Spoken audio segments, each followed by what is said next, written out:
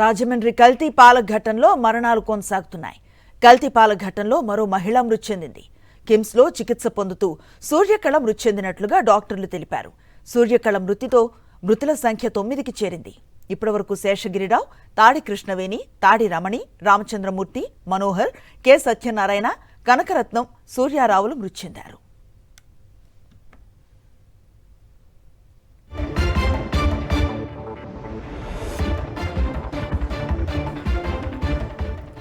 ఇదే అంశంపై complete details అందిస్తారు మా కరెస్పాండెంట్ హరీష్ చెప్పండి.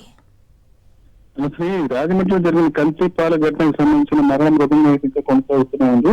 రోజుకు ఒక్కొక్కరు చొప్పున ప్రాణాలు విడిచిపెడుతూనే ఉన్నారు. వీళ్ళంతా కూడా రాజమండ్రిలో కిమ్స్, రెయిన్బో, ఇతరత్ర డెల్టా ఆసుపత్రిలో చికిత్స పొందుతున్నారు. రోజు కూడా వెంటిలేటర్ డయాలసిస్ నిర్వహించే పరిస్థితి, అత్యంత సీరియస్ కండిషన్ లో ఉన్నారు. దీంతో ఇవాళ చనిపోయిన మహిళ సూర్యకళ, 62 సంవత్సరాల వయసు సూర్యకళ, ఆ చౌడేశ్వర నగర్ ప్రాంతానికి చెందిన మహిళలు గడిచిన కొన్ని రోజులుగా ట్రీట్మెంట్ పొందుతూనే ఉన్నారు. ఇవాళ పరిస్థితి విషమించడంతో ప్రాణాలు కోల్పోవడం జరిగింది. దీంతో 9 మంది ఇప్పటి వరకు ఈ ఘటనలో ప్రాణాలు కోల్పోయినట్టు తెలుస్తుంది. ప్రభుత్వం అయితే 8 మంది మాత్రమే అధికారికంగా గుర్తిస్తుంది.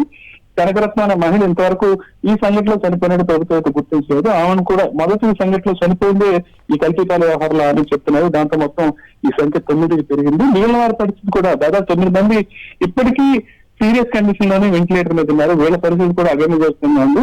అసలు దీనికి సంబంధించినంత వరకు కూడా ల్యాబ్ రిపోర్ట్స్ రాలేదు. ఏ కారణంతో అయితే ప్రాణాలు కోల్పోతున్నారో, ఏ కారణంతో అయితే ఇంత సీరియస్ కండిషన్ ఏర్పడిందో, రీనల్ ప్రాబ్లం వచ్చిందో దానికి సంబంధించిన ల్యాబ్ రిపోర్ట్స్ కూడా ఇప్పటి వరకు రాలేదు. అధికారులు కూడా వస్తాయని చెబుతున్నారు తప్ప అసలు ఈ కల్తీ పాల ఘటనకు సంబంధించి పాలలో ఏం కలిసిందనే విషయాన్ని కూడా ఇప్పటివరకు అధికారులు స్పష్టం చేయలేకపోయారు. దాంతో కేవలం కిడ్నీలకు సంబంధించి చికిత్స చేయడం అప్పుడు ఆసుపత్రిలో కొనసాగుతుంది. ఒక్కొక్కరిగా ప్రాణాలు కోల్పోవడం వాళ్ళ కుటుంబాలు విషాదంలో ముంచేస్తుంది. ఈ ఘటనకు సంబంధించి ఇప్పటికీ తీవ్ర స్థాయిలో భయాందోళనలు అయితే ఈ బాధితుల్లో ఏర్పడుతున్నాయి అని.